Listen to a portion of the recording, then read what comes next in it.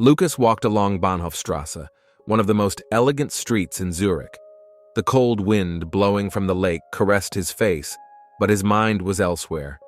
While the windows of the luxury shops reflected his impeccable suit, his gaze was lost in space.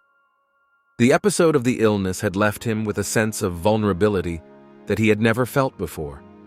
For years, he had considered himself invincible, the best banker in his division, the man everyone admired and feared. Yet, in that moment of physical weakness, he had discovered loneliness, abandonment by those he considered allies. Everything had changed. If you find yourself reflecting on moments of vulnerability in your life, subscribe to our channel so you don't miss more profound stories like this one. As a child, Lukas dreamed of a different life. Growing up in a modest family on the outskirts of Zurich, he had always looked up to the people who walked confidently in their elegant suits in the richer neighborhoods of the city. He was determined to become like them. He studied hard, excelled in school, and once he got to university, he threw himself body and soul into the world of finance. However, what at first seemed like a dream to be realized had slowly turned into an invisible trap. Competition had become a constant, and he could no longer distinguish between the desire for success and the obsession with power. Have you ever found yourself chasing a dream only to find that it was taking you away from yourself? Tell us in the comments. His day, after meeting Raphael, began to take a different turn. Before that fateful meeting, Lukas always woke up with a sense of urgency. Coffee accompanied him through endless meetings, while the phone never stopped ringing. Now, however, his mornings began with silence. Raphael had taught him the importance of morning meditation, a ritual that at first seemed banal, almost useless, but that over time had begun to transform into a moment of peace and reflection. Have you ever tried meditation? Try to incorporate it into your daily routine and discover the benefits. Lukas would wake up before dawn, sit on his wooden chair in front of the window, and watch the sun slowly illuminate the city. The frenetic pace of Zurich seemed to stop for a few moments, and he could finally breathe. Meditation had changed not only his routine, but also the way he perceived the world. The sound of traffic, which had previously been just an annoying noise, now seemed almost like a melody that reflected the life that was going on around him. The warmth of the sun on his skin during lunch breaks was no longer something to be taken for granted, but a moment of connection with himself.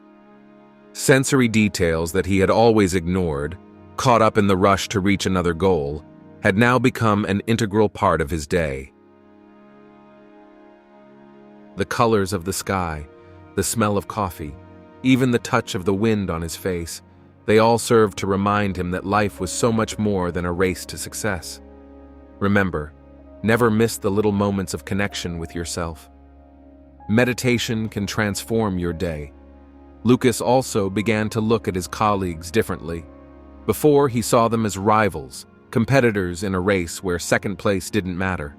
Now, he saw people who, like him, were desperately searching for something they couldn't define. One day, during a coffee break, he started talking to Matthias, a colleague with whom he had always had a silent rivalry. Matthias always seemed so confident, always one step ahead of everyone. But that morning, as they talked about the pressure of work, Lukas noticed something in his eyes, a tiredness he had never seen before. If you too feel the weight of competition, take a moment to reflect on what is truly important. "It doesn't seem easy lately," Lukas said, trying to open a dialogue that had been avoided until then. Matthias nodded, his gaze lost in his coffee cup. "We're all tired, Lukas. Sometimes I wonder if it's worth it." That moment marked a shift in Lukas's perception. For the first time, he understood that competition wasn't just a personal pain, but something that was destroying everyone around him. He began to see his colleagues not as rivals, but as individuals trapped in the same cycle of unrealistic expectations. He discovered that many of them suffered in silence, unable to find a way out of a life that seemed golden on the outside, but was empty and oppressive on the inside.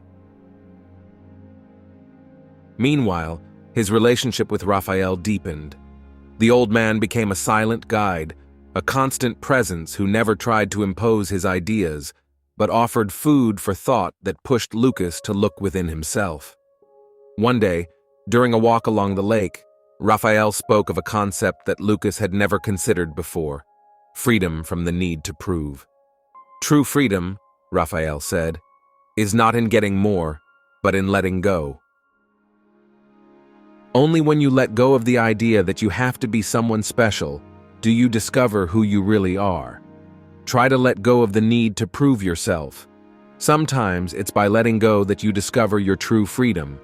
That phrase stuck in Lukas's mind for days. He kept thinking about it as he walked back to the office, as he signed contracts, as he watched his colleagues scrambling to get their next promotion. The idea of no longer having to prove anything to anyone scared and liberated him at the same time. What would be left of him without his identity as a successful banker? Would he still have value in the eyes of others? The real conflict came when his superior offered him a promotion. It was the position Lukas had wanted for years, the one that would finally seal his definitive success. But for the first time, Lukas hesitated.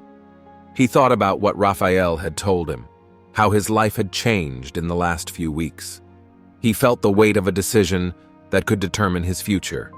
Accepting would mean returning to the old way of life, with all its luxuries and pressures. Refusing, on the other hand, would open an uncertain but perhaps more authentic path. In the end, Lukas decided not to accept the promotion. Surprised, his superiors tried to convince him, but he remained firm in his choice.